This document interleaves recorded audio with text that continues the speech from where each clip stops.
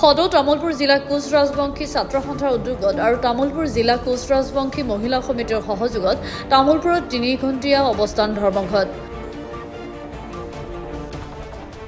তামুলপুৰ জিলা সদৰস্থ প্ৰয়াত লেহু বড়োৰ ক্ষেত্ৰত আজি ঐতিহাসিক পৃথক কমতাপুৰ ৰাজ্য গঠন কৰা কোচ ৰাজবংশী জনগোষ্ঠীক জনজাতিকৰণ কৰাৰ দাবীত এক ৩ ঘণ্টীয়া অৱস্থান ধৰ্মঘট কাৰ্যসূচী ৰূপায়ণ কৰে কোচ ৰাজবংশী ছাত্ৰ সন্থাই।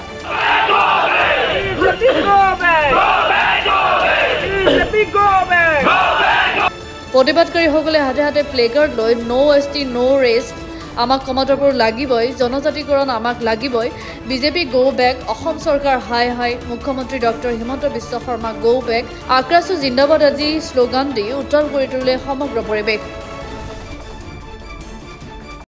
আজি যুগ যুগ ধৰি আচলতে কোচ ৰাজবংশীসকলক অসম চৰকাৰ তথা কেন্দ্ৰীয় চৰকাৰখনে সদায় প্ৰতাৰণা কৰি আহিছে। যিটো সময়ত কোচ ৰাজবংশীসকলে আচলতে নিজৰ অধিকাৰৰ কাৰণে সংগ্ৰামত বাহিৰে আন একো পন্থা নাই। যুগ যুগ ধৰি সংগ্ৰাম কৰি আহিছোঁ যে কোচ ৰাজবংশীসকলক জনজাতিকৰণৰ মৰ্যাদা প্ৰদান কৰক, লগতে পৃথক কমতাপুৰ পূৰ্বৰ সেই পৃথক কমতাপুৰ ৰাজ্যখন আমাক ঘূৰাই দিয়ক।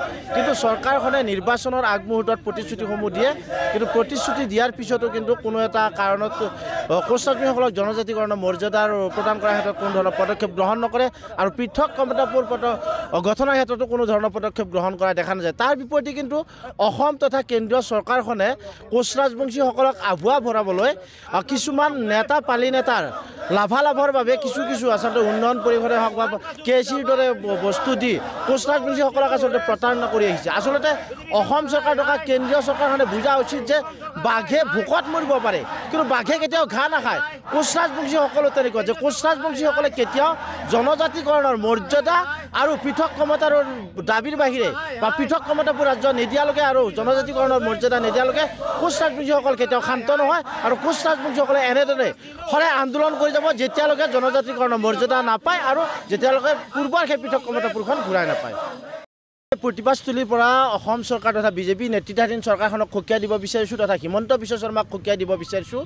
যদি অনতি বিলম্বে কোচ ৰাজবংশীসকলক জনজাতিকৰণৰ মৰ্যাদা প্ৰদান নকৰে আৰু পৃথক কমতাপুৰখন পূৰ্বৰ কমতাপুৰখন কোচ ৰাজবংশীসকলক ঘূৰাই নিদিয়ে, তেতিয়াহ'লে অনাগত যি ২৬ত আচলতে বিজেপিয়ে অসম দখল বা অসম চৰকাৰ গঠন কৰাৰ সপোন দেখি আছে। এই সপোন আমি কোচ ৰাজবংশীসকলক কেতিয়াও তেখেতসকলৰ সপোন দিঠক হ'বলৈ নিদিওঁ।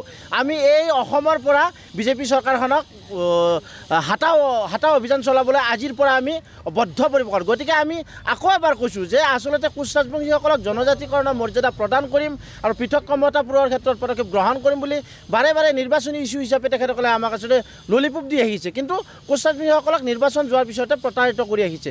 গতিকে আমি সদৌ কোচ ৰাজবংশী ছাত্ৰ সন্থাৰ আজি এই প্ৰতিবাদস্থলীৰ পৰা সকীয়াই দিব বিচাৰিছোঁ। পুনৰবাৰ কৈছোঁ যে কোচ ৰাজবংশীসকলক আচলতে জনজাতিকৰণৰ মৰ্যাদা প্ৰদান কৰিব লাগে আৰু পৃথক কমতাপুৰৰ পদক্ষেপ গ্ৰহণ কৰিব লাগে, কিন্তু তাকে নকৰি সৰু সুৰা কিছুমান কোচ ৰাজবংশীসকলক আভুৱা ভৰা আঁচনিৰে প্ৰতাৰিত কৰি আহিছে। এই ক্ষেত্ৰত কিন্তু সদৌ কোচ ৰাজবংশী ছাত্ৰ সন্থা কেতিয়াও সন্তুষ্ট নহয় আৰু এই সংগ্ৰাম অব্যাহত থাকিব যেতিয়ালৈকে জনজাতিকৰণৰ মৰ্যাদা প্ৰদান নকৰে আৰু পৃথক কমতাপুৰৰ ক্ষেত্ৰত পদক্ষেপ গ্ৰহণ নকৰে। আকৌ কৈছোঁ বাঘে ভোকত নাখাই মৰিব, কিন্তু কেতিয়াও বাঘে ঘাঁহ নাখায়। গতিকে কোচ ৰাজবংশীসকলে যেতিয়ালৈকে জনজাতিকৰণৰ মৰ্যাদা নাপায় আৰু পৃথক কমতাপুৰ ঘূৰাই নাপায়, তেতিয়ালৈকে এই চৰকাৰখনৰ বিৰুদ্ধে সদায় প্ৰতিবাদ কৰিবলৈ আমি কুণ্ঠাবোধ নকৰোঁ।